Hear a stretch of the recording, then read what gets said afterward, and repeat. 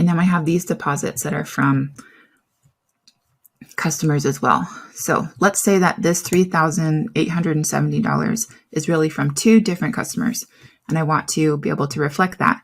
So what we're going to do is click split right here, and I'm going to say, okay,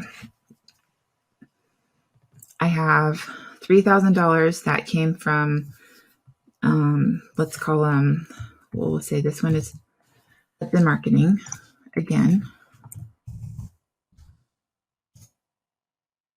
And we're going to add a new customer, and we'll call this I'm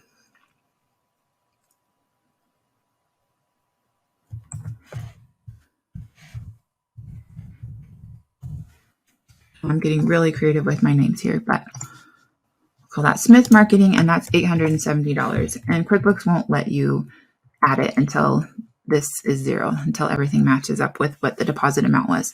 So I'm going to apply and accept. Oops, this also needs to be sales.